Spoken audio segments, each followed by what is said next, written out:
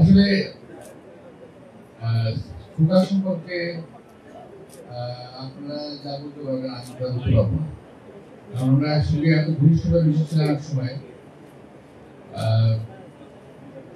নাকি মোটামুটি ঢাকা শহরে একটা ফোকা আব্বাস একটা মিলিত শব্দ হয়ে গেছে। তো ওরা যখন বিদেশে যায়, বিদেশে আমি ভুলে গেছি, তারপর বিদেশে যখন ছুটি ছুটিতে চলে যায়, তখনও তার সঙ্গে আমার খুব কষ্টাবশের কথা বলছিল। আমি ঢাকা থেকে তাকে একটি মেসেজ দিয়েছিলাম ফোনে। মেসেজটি ওই সময় আজকে একজন এই সরকার সঙ্গে আছেন সাংবাদিক মনির সাহেব, ওদেরকে পড়ে শুনিয়েছিল। সম্ভবত ঈশ্বর পাশে ছিল, আমি অনেকদিন জানা নাই, কথা থাকতে পারে। আমার বক্তব্য করে শুনিয়েছিল, কারণ আমাকে মনে পড়েছে ওই সময় ওটা খুব কষ্ট পাচ্ছিল, আমার বোঝানো ছিল। মৃত্যুটা খুব স্বাভাবিক, আমি কেউ থাকবো না, কিন্তু খোকার মৃত্যুটা হলো অত্যন্ত বেদনাদায়ক, অত্যন্ত বেদনাদায়ক। যিনি দেশে আসতে পারতেন, সকল রকম সক্ষমতা ছিল, তাকে দেশে আসতে দেওয়া হলো না। তার অনেক আকাঙ্ক্ষা ছিল দেশে আসবে, কিন্তু এটা একটা ওই সরকারের একটা ব্যর্থ এবং কদর্যের চেহারার একটা রূপ প্রকাশ পেয়েছিল ওই প্রকারকে এখানে আসতে না দেওয়া। যাই হোক, আজকে এই আলোচনা সভায় আমরা দোয়া করবো আমাদের নির্দেশক আমাদের নেতা রহমান, রহমান এবং আমি কিছু বক্তব্য রাখতে চাই। রাজনৈতিক আমাদের যে এখানে বহুদিন মিটিং হয় না, আমরা এখানে পরপর আগে আসছে, আগের মতো মিটিংটা হয় না, মন খুলে আপনাদের সঙ্গে কথা বলার সুযোগ আসে না। এখন দেশে আমার একটা অবস্থা চলছে, দেশটা কার, কে চালায়, দেশের কোনো মালিক নাই, দেশের কোনো দেখার লোক নাই, সবাই শুধু ব্যস্ত সংস্কার সংস্কার সংস্কার। আরে ভাই, কি সংস্কার করতেছে এটাই তো বুঝতে পারলাম না। আজকে দেশে বেকারের সংখ্যা বেড়ে গেছে, রাস্তায় আমরা হাঁটা যায় না, ফুটপাথ গুলো ভরে গেছে, রাস্তা দখল হচ্ছে। এই লোকগুলো কোথেকে আসবে? কারণ কোনো কিছু করার নাই গ্রামে শহরে, এরা এখন দোকানপাট বসিয়ে চলছে এবং জনগণের একটা অসুবিধা সৃষ্টি হচ্ছে। এই যে অবস্থা রয়েছে, কেন আপনি খেয়াল করে দেখবেন, যদি গাড়িতে চড়েন কিংবা বাসে চড়েন, তাও পায় নাই, কিছু অতিরিক্ত ব্যাটারি চালিত গাড়ি জুড়ে গেছে, উপায় নাই, এরা সমস্ত বেকার অবস্থায় আছে, কি করবে? কাজ তো চাই, সেদিকে বেকার এই দেশে মানুষের সমস্যার সমাধানে এই সরকারের কোনো লক্ষ্য নাই। আছে এইভাবে উলট পালট করে দিয়ে মারুদের পুটে খাই। এটা তোমরা পরশু দিন আমি জানি না, আমরা পড়েছি কবির একটা ভাষ্য, উলট পালট করে দিয়ে মারুদের পুটে খাই। এখন দেশটাকে উলট পালট করে দিয়ে একটা শ্রেণী জুড়ে ছেড়েছে নতুন, এই শ্রেণীদের সঙ্গে লুটে পুটে খাওয়ার চিন্তা ভাবনা করতেছে, দেশটাকে ধ্বংস করার চিন্তা ভাবনা করতেছে। যারা জীবনে মাথা তুলে কথা বলতে পারে নাই, তারা আজকে মাথা তুলে কথা বলে, চোখে চোখ রেখে কথা বলে। এই সাহস, এই শক্তি কোথায় পেল?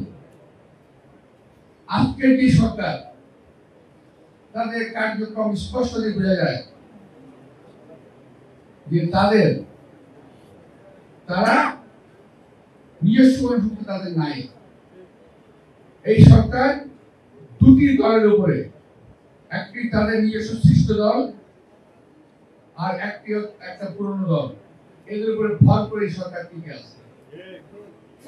এই সরকারকে ওরা যা বলে, ওই দুটি দল যা বলে, এই সরকার তাই করে। সর্বশেষ প্রমাণ হলো একটা প্রতীক নিয়ে, নির্বাচনের প্রতীক। আমি প্রমাণ করে দিলাম আপনাদের। ওরা যা বলবে সেটাই করতে হবে। এরা কারা? এরা কোথেকে এলো? এদের জনভিত্তি কি? এগুলোর ভিত্তি আছে?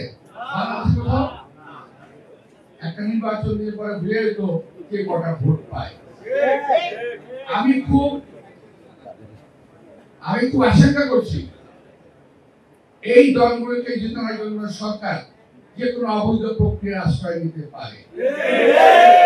যেটা বিগত সরকার করেছিল, যেটা আওয়ামী লীগ সরকার করেছিল, রাতের ভোট দিনের ভোট রাতে, ঠিক এই সরকারও সম্ভবত এরকম করে কাজ করে ফেলবে।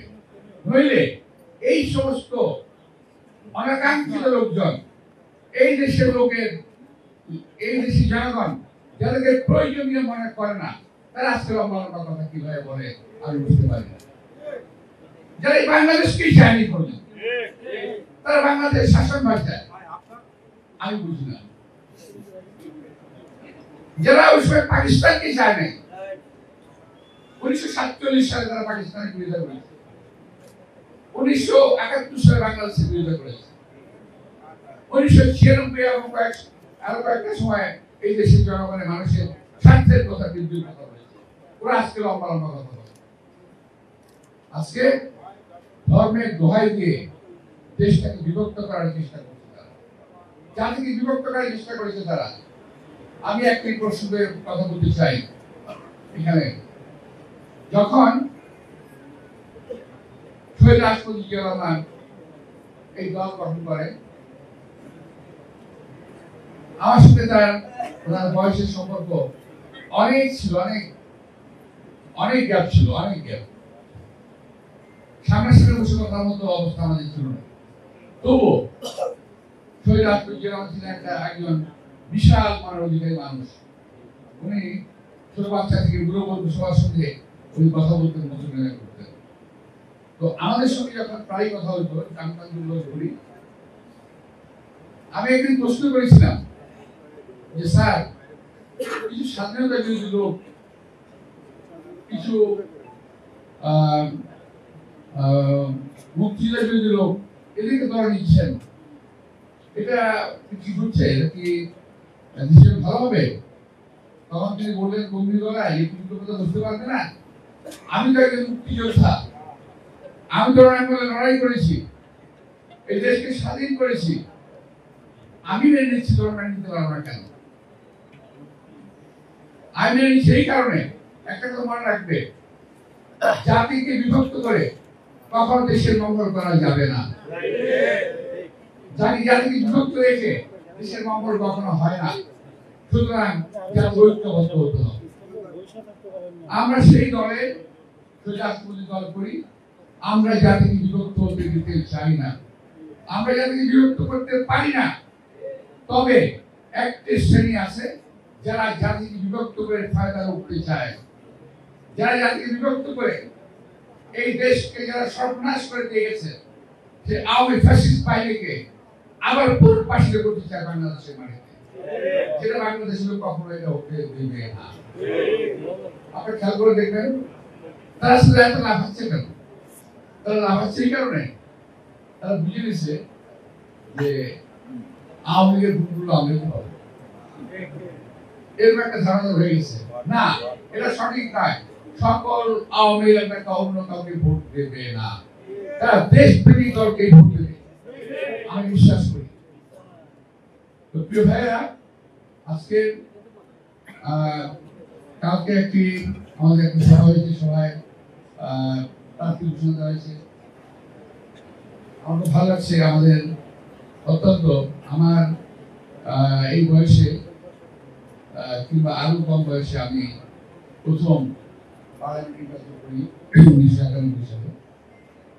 তখন আমার বয়স সম্ভবত 40 মতো ছিল।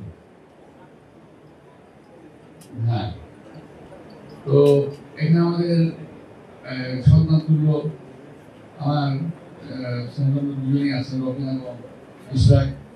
আমি তারা মনোনয়ন পেয়েছেন। আমরা আশা করছি আমাদের ঢাকা মহানগরীর সাবেক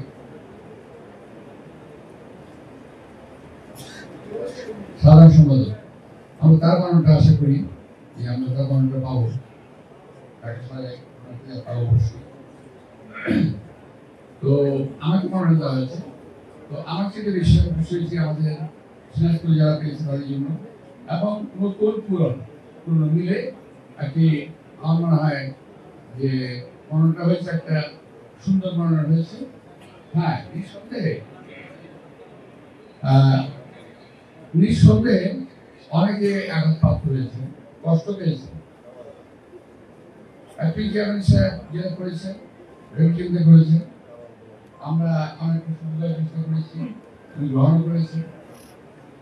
তো এখন একই জায়গায় তো অনেক ভালো ভালো প্রার্থী থাকতেই পারে, তো একদম একজন দিতে হবে।